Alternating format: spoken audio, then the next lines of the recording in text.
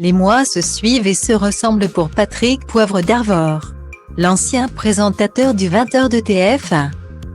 Accusé pour la première fois de viol en février 2021 par l'écrivaine Florence Porcel, voit les témoignages à charge se multiplier à son encontre. En tout, ce sont plus de 20 femmes qui accusent le journaliste de viol ou d'agression sexuelle. Même si la plupart des faits sont désormais prescrits. En mai dernier, une grande partie de ces victimes présumées étaient réunies par la rédaction de Mediapart pour une interview choc. Certaines racontant pour la toute première fois les sévices qu'il leur aurait fait subir. D'autres ont souhaité garder l'anonymat, craignant toujours l'influence et le pouvoir de Patrick Poivre d'Arvor dans le milieu du journalisme. Depuis, les choses semblaient s'être quelque peu tassées dans l'affaire. Mais elles se retrouvent de nouveau en pleine lumière.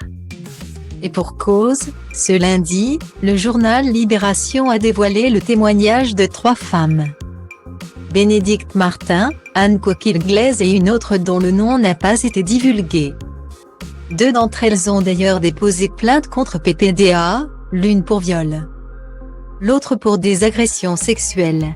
La première citée, journaliste et écrivaine de 44 ans, a fait la rencontre de l'animateur en 2003, alors qu'elle n'avait que 24 ans. Elle raconte comment après leur entretien dans son émission littéraire Vol de nuit, il lui a proposé de venir assister au tournage du 20h de TF1.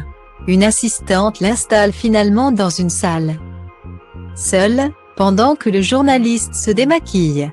Il la rejoindra finalement avant de se servir un verre et de faire une étrange comparaison entre la jeune femme et sa propre fille. Solène, estimant qu'elle souffre comme cette dernière d'anorexie mentale, vous me faites penser à Solène. Les filles anorexiques sont souvent très intéressantes, très sensibles. J'aimerais vraiment vous aider à vous alimenter, lui lance-t-il.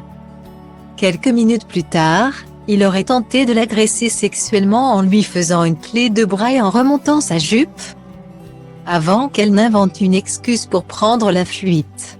Des faits prescrits aux yeux de la loi mais qu'elle espère voir inspirer d'autres victimes potentielles à prendre la parole. Tandis que Patrick Poivre d'Arvor continue de clamer son innocence.